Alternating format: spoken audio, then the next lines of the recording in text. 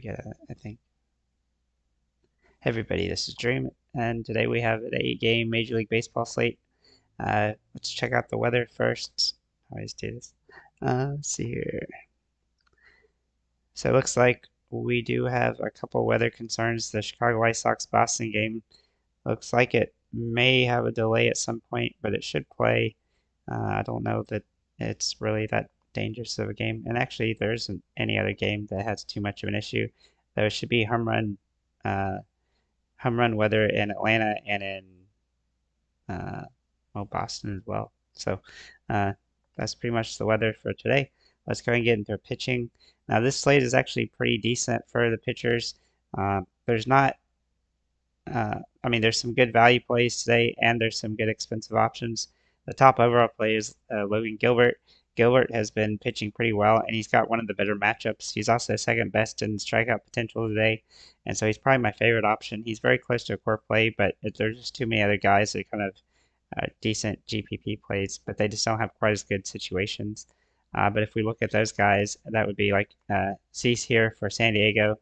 He's got a pretty decent matchup against San Francisco, who's he's done well against both times he's played them this season. He's also got the best K rate on the slate, and I expect San Francisco to be one of the worst teams outside of Colorado, at least on this particular slate. And he has the most upside from the strikeout potential. Atlanta is fighting for a playoff position or the wild card, so they're going to be full strength today, trying to get in there. And Schwellenbach does have a tough match against Toronto, but he has been pitching pretty well, and he has as much upside as anybody. Though the strikeout potential is a little bit lower than some of the other players on the slate. Bailey Ober from Minnesota also looks very interesting today. He has some good metrics, so he has been inconsistent lately with some bad games, but he's had a somewhat tougher schedule, so we can probably look past that a little bit. And while Kansas City does look interesting today, he does have enough potential to be a viable option. Same goes for Logan Webb against San Diego, though San Diego has been hitting the ball pretty well, and he has struggled against them in the past, so he's definitely not a must play. He's definitely more of an extreme GPP play, but his strikeout potential gives him some hope, even though he has struggled a little bit the last 2 games. And then a couple other guys to consider: Jose Barrios and Kyle Gibson. They both have some boom or bust potential on this particular slate. And I have two Hail Marys, and that would be uh, Tobias Myers against Colorado, simply because Colorado has been absolutely terrible.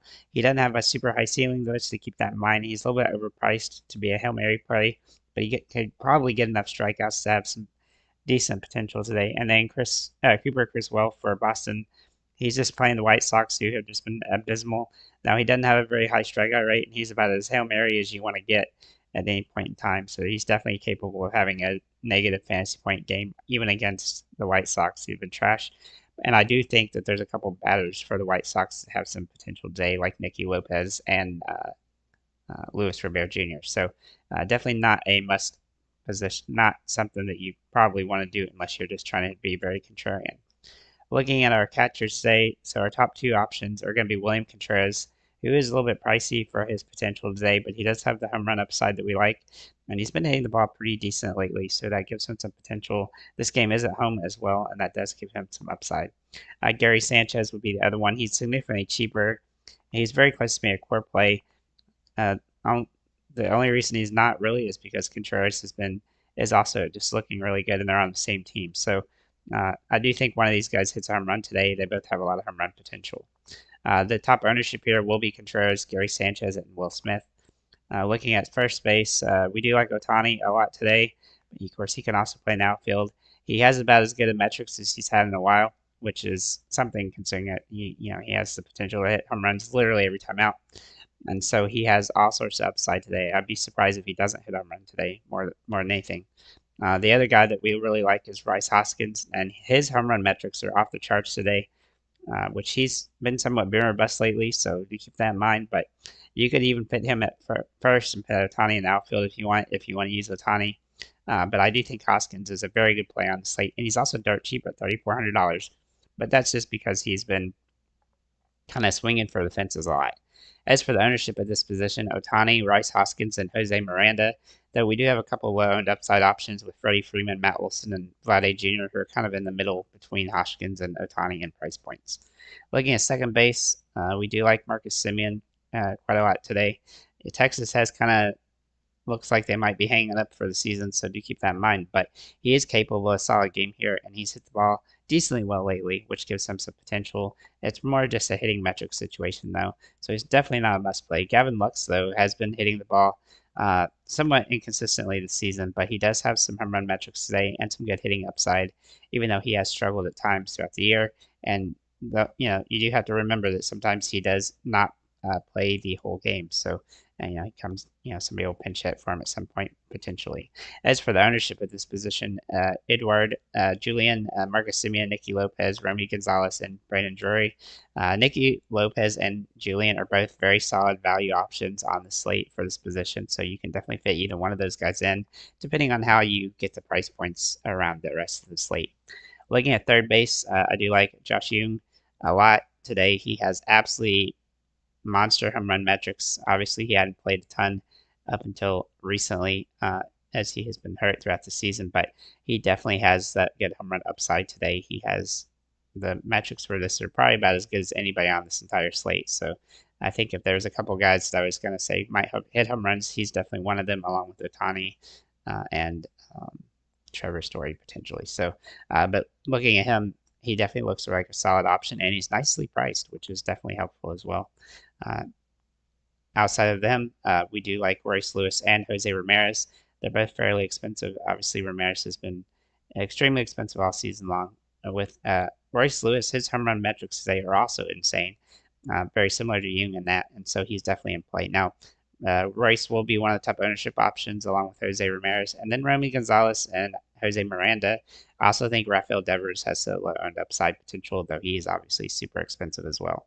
Looking at shortstops, Bobby Witt Jr. does jump off the page. He's been absolutely phenomenal all season long, as everybody knows, and he's got good home run metrics, good hitting metrics, and he should be a solid opportunity to have a good game, though that price point makes it super hard to roster. But if we go down a little bit, we can get to Willy Adames, and Milwaukee is very stackable today. They got a lot of guys that have some really good home run potential, and he's definitely one of them. Zach Neto, his price point has really popped up as he's been hitting home runs lately. He's also been phenomenal against Texas this season. I wish he was a little bit cheaper, but he's definitely a capable option here. And then Trevor Story, it looks like he'll be getting into the starting lineup today for the first time in a while since early in the season. So, but of course, we know that he can get hits and get home runs, and his metrics are really solid today. So I think he's a viable option. The ownership here will be Trevor Story, Willy Adames, Nicky Lopez, and Zach Neto as well. So looking at outfielders, this position is probably about as weak as it's been for a slate of this size, but it does have some guys that we do like. Obviously, Otani and Mookie Betts are definitely very good options, and Otani does fit in here pretty nicely because there's enough value around the slate that you can kind of fit him in if you really want to, especially if you save a pitcher. But some nice options across this slate here in this position is Jackson Cherio. He's been phenomenal throughout the time he's been playing.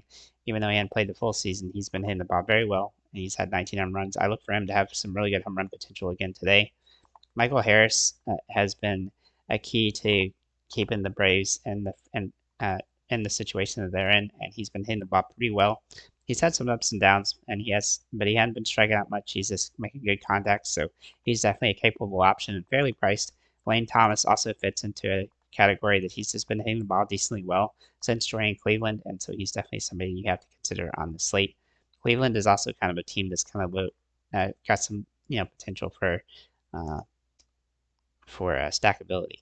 Looking at Tyler O'Neill, he's a little bit pricey today, but he does have that home run metric that we like, so he's definitely worth a look from that perspective.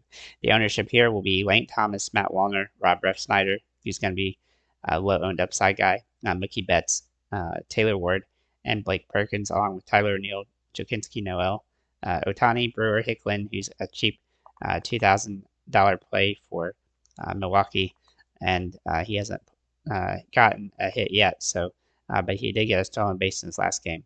And then also Jackson Churio and Michael Harris. So with that said, guys, thank you for liking, commenting, subscribing. If you have any comments, questions, feel free to leave them below.